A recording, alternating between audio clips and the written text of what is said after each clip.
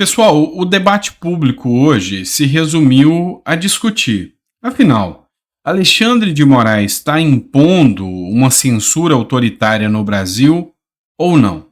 E a discussão aqui já não é mais da direita. A direita sente e sabe que tem uma censura contra eles. E a esquerda? Que a ala da esquerda já está entendendo que houve um excesso, passou dos limites. Outra ala diz que não. Vou trazer mais um editorial para vocês, falando mais do mesmo. Mas aqui não é o que se falou, é quem falou. É importante que você preste atenção. Glenn Greenwald, eu já falei para vocês que há muito tempo vem debatendo de frente com o Alexandre de Moraes. E ele é um jornalista de esquerda. Mas o editorial dele é que nos chama a atenção. Foi publicado na Folha de São Paulo. E, com base nisso, quer dizer que se a Folha de São Paulo cancela a matéria do Glenn Greenwald, quer dizer que discordar, ela não discorda. Matéria da Folha de São Paulo, Glenn Greenwald, jornalista, advogado constitucionalista e fundador do The Intercept. Moraes viola a liberdade de expressão e devido processo legal. Musk, além de falar a verdade, foi bastante cometido com críticas ao regime de censura comandado pelo ministro do STF. Pois é, você vê que foi a Folha de São Paulo que trouxe esta matéria. E olha só, opinião da Folha, hein? Glenn Greenwald. Elon Musk gerou intensa e previsível controvérsia ao criticar o regime de censura comandado por Alexandre de Moraes, ministro do STF. O foco da discussão foi qual deve ser o escopo ideal da liberdade de expressão e quem se pode confiar para determinar que certas ideias não são permissíveis. A adesão da esquerda à ideia de que Moraes é confiável para decidir o que é ou não permissível, verdade ou mentira, é bizarra. O ponto-chave é que existe bolhas. Existe a bolha da direita. Existe também a bolha da esquerda. Na bolha da direita, existem algumas pessoas também que, não conseguem enxergar a realidade dos fatos quando ela está diante do nariz das pessoas. Tem gente que, vê a coisa errada acontecendo, mas não, eu não vou questionar, porque se eu questionar, aqueles que são dessa turma vão me criticar. Isso na direita. Na esquerda, eles têm mais medo ainda, porque a intensidade das críticas é mais virulenta, é mais violenta. Há uma intensidade maior quanto às críticas. Já o Glenn Greenwald conseguiu furar a bolha e falou, olha, aqui eu estou convocando a esquerda para repensar. Alexandre de Moraes realmente é um herói ou é um Darth Vader que vai virar depois contra a própria esquerda? Eu acho que a esquerda está com medo. Vamos lá, gerou repercussão. E muita repercussão. Matéria da revista Oeste. Ativista alemã se pronuncia sobre a censura no Brasil. Abre aspas. Se não apoiarmos os brasileiros, nós seremos os próximos. Em seu perfil no Twitter, X, a ativista alemã Naomi Seibert expressou seu apoio ao Brasil e afirmou que o presidente Luiz Inácio Lula da Silva e Alexandre de Moraes, ministro do Supremo Tribunal Federal, estão tentando censurar e extinguir o fogo do espírito brasileiro e a coragem do seu povo. As declarações foram feitas na noite de quinta-feira. Abre aspas. Eu tenho uma comunidade brasileira muito forte há anos, em várias plataformas, e os brasileiros sempre foram os primeiros a perceber as mentiras da mídia mainstream, disse Naomi. Agora, Alexandre de Moraes e o presidente Lula estão tentando intimidá-los. O que eu estou tentando mostrar para vocês é que o Elon Musk conseguiu colocar o Brasil no centro da discussão sobre liberdade de expressão. O Brasil é um país com um histórico grande de ser um país pacífico, tranquilo, um país de diálogo, e de repente ele se apresenta como um país autoritário, onde as lideranças do país vão até a China e dizem que lá é uma democracia consolidada. Não dá, né? Não dá. Então, o assunto está sendo levantado por várias e várias pessoas, vários interlocutores aí da política brasileira e mundial. Olha só, o Partido Novo fez uma publicação. O Partido Novo escreveu: Fernando Schuller dá aula de liberdade de expressão. E escreveu o seguinte: todo defensor da censura é, acima de tudo, um arrogante que acha ter alcançado a verdade plena em todas as áreas possíveis e que todos os demais devem permanecer calados.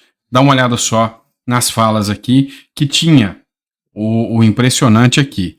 Tinham na plateia o ex-presidente Michel Temer e aí o guru do Alexandre de Moraes. Se eu sou julgado no Brasil, se qualquer um de nós é julgado no Brasil pelo que o juiz acha que é uma ameaça à democracia, ou sobre o que o juiz acha que é um discurso de ódio, ou que o juiz acha que é verdade ou inverdade, uma fake news ou não, eu não estou subordinado à objetividade da lei, mas à interpretação muito subjetiva e falível de alguém, de uma autoridade que detém o poder. Eu me lembro aqui, eu volto aqui, eu não vou fazer, professor é um perigo, ele pode fazer muitas digressões, mas a história da liberdade de expressão no mundo moderno nasceu exatamente dessa reflexão. Quando John Milton foi ao parlamento inglês reivindicar o fim da censura aos livros na Inglaterra, o seu grande ponto era: a verdade está espalhada por aí. A verdade, ele busca o mito de Ísis e Osíris, diz: a verdade foi fragmentada, foi estilhaçada em 1000 pedaços, e nós só vamos reconstruir esses pedaços eventualmente no juízo final. Até lá nós vamos ter que lidar com pedaços da verdade. E mais, ele dizia: os juízes não devem fazer a censura dos livros porque os juízes são falíveis. Os juízes são falíveis. E, portanto, nenhuma autoridade de Estado, nenhum juiz deve ser o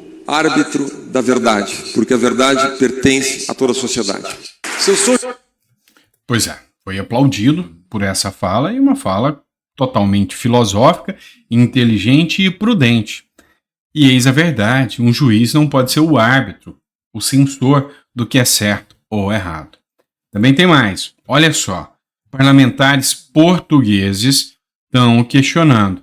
A deputada do Partido Chega de Portugal, a Rita Maria Matias, ela falou o seguinte lá no parlamento português, no parlamento europeu. Os comuns de direita que têm visto as suas contas suspensas e bloqueadas, e neste momento até a rede social pode ser banida do Brasil por ordem de um juiz amigo de Lula da Silva, que por acaso ligou a felicitar pelo seu resultado eleitoral e que esta casa aplaudiu o ano passado com poupa em circunstância. E eu não trago este exemplo por acaso, eu trago este exemplo porque é perfeito e que mostra que à direita não basta vencer eleições se as instituições de ensino, se as instituições culturais, se as instituições democráticas continuarem dominadas pela esquerda e pela extrema-esquerda, que não perdem um dia a combatê-lo a si e a combater-nos a nós todos.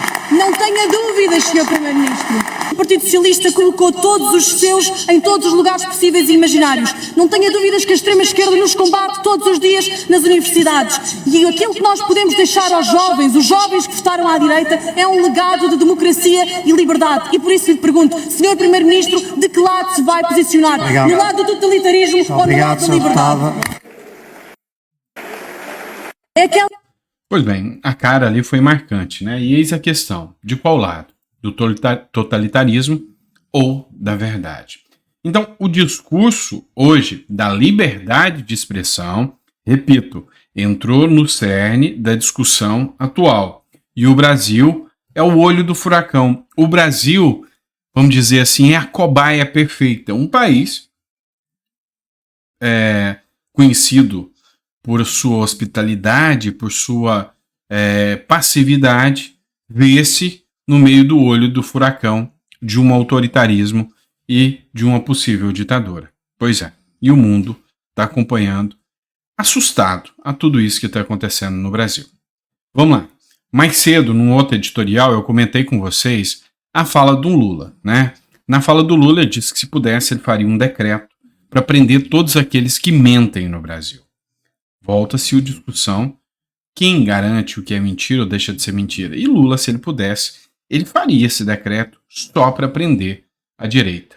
Mas o Hélio Beltrão, ele fez uma análise, e essa análise merece, com todo cuidado, ser, entendida. Olha só o que o Hélio Beltrão falou sobre o atual presidente do Brasil. O Lula ele mente costumeiramente sobre o impeachment da Dilma, por exemplo, processo que foi legítimo, feito segundo a lei, avalizado pelo Supremo Tribunal Federal, numa sessão presidida pelo próprio Lewandowski.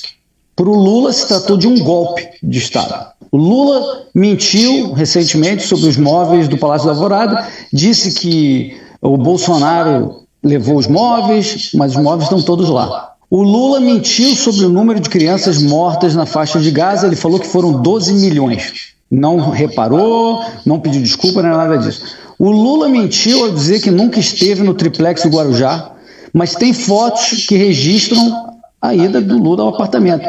O Lula disse numa viagem à França que no Brasil havia 25 milhões de crianças de rua. E depois ele confessou essa mentira numa reunião filmada no Instituto Lula. O Lula disse que a esquerda nunca invadiu o Congresso Nacional. Já invadiu, pelo menos em 3 ocasiões, 2006, 2013 e 2014. O Lula mentiu ao dizer que o calote de Cuba e Venezuela sobre o Brasil era culpa do Bolsonaro. Mas os países governados por ditaduras pararam de pagar suas dívidas antes, durante o governo Temer. O Lula disse que a economia brasileira não cresceu nada em 2022, mas o IBGE mostrou que cresceu 2,9%. O Lula disse que as ameaças do PCC ao Sérgio Moro eram uma armação do Moro, quando a própria Polícia Federal apresentou provas das ameaças. O Lula disse que o Brasil chegou a ter 16 milhões de jovens inscritos no Enem, mas o número máximo foi de 8,7 milhões. Eu poderia ficar aqui 2 horas do Arena enumerando as mentiras contadas por esse homem. Agora vem a mentira de hoje. Porque o Lula não foi preso por uma mentira, como ele disse. Ele foi condenado em primeira instância, foi condenado em segunda instância, foi confirmado pelo Supremo Tribunal de Justiça e acabou solto por tecnicalidade. Então, nesse sentido, no Brasil dos decretos absurdos, né, que a gente está vivendo, esse decreto até que seria bem-vindo. E em pouco tempo, muito provavelmente, o Lula estaria de volta na cadeia. O Lula... Pois é. Pela análise do Beltrão aqui, ele não confia muito no Lula. E você confiaria? A grande questão, você acha que o Lula e a esquerda têm moral para dizer o que é mentira ou não no Brasil? Tem moral para fazer uma fala dizendo que todo aquele que for mentiroso deve ser preso? Isso é uma autocrítica ou é uma ameaça autoritária? O que seria isso? É assustador, não é? Pois é. O Hélio Beltrão, acho que foi com uma maestria gigantesca que ele fez essa análise aqui. Olha só, matéria do R7. Lula, ele realmente não quer nenhum papo agora mais com Elon Musk, né? Matéria do R7, governo suspende a publicidade na rede social X após embate entre Elon Musk e Alexandre de Moraes. As cláusulas contratuais que existem entre os investimentos feitos do Lula na rede social X, essa publicidade, e aqui eu preciso entrar num ponto sério com vocês, essa publicidade tem contrato? Tem cláusulas? Nessas cláusulas desse contrato, ele diz que se houver uma discussão entre o ministro do Supremo Tribunal Federal e o Elon Musk, o governo Lula pode dar calote e deixar de cumprir o contrato? Tem isso previsto? Se sim, beleza, pode encerrar. Agora, tem um outro ponto aqui que a gente vai chamar a atenção e a gente vai além.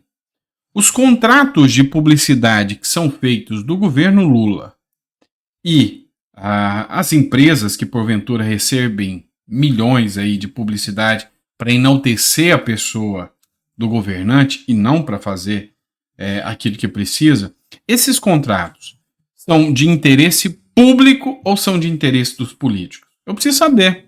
Porque se ele é de interesse público, ou seja, se é para chegar até as pessoas e trazer informação de como cuidar da dengue, como prevenir dengue, por exemplo, nesse caso, se é de interesse público e o Lula retira o contrato, ele está ferindo o interesse público. É caso aí de improbidade, ministros podem cair, até o governo Lula pode sofrer aí uma ação e uma sanção, se o interesse é público e por birrinha pessoal eles estão tirando o processo, ou seja, o contrato. Já por outro lado, se o contrato não visa o interesse público, mas o interesse pessoal dos políticos, aí sim, o Lula não tem mais interesse em prever publicidade na rede social do Elon Musk por causa de questões pessoais e como é interesse dos políticos, ele pode suspender.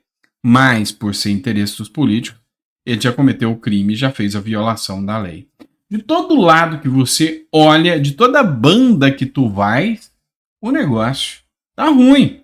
Ou seja, mostra claramente que a preocupação não é de forma alguma interesse público, interesse para a sociedade, que essas informações cheguem até a sociedade.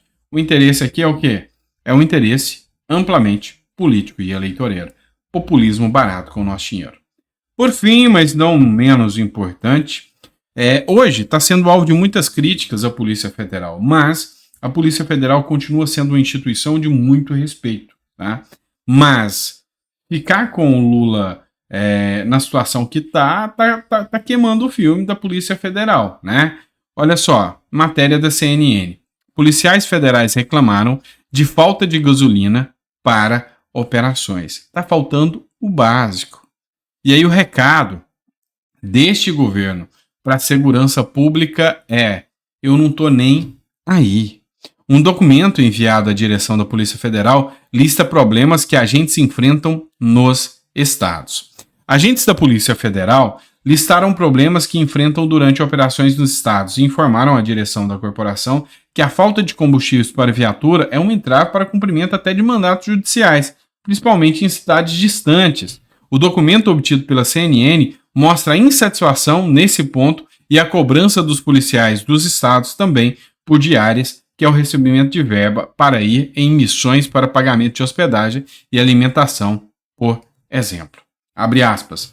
Há informes relacionados à escassez de combustível para os abastecimentos de viaturas policiais, o que tem provocado o adiamento de missões e os trabalhos contemplados ocorrem em meio a grande dificuldade para sua obtenção.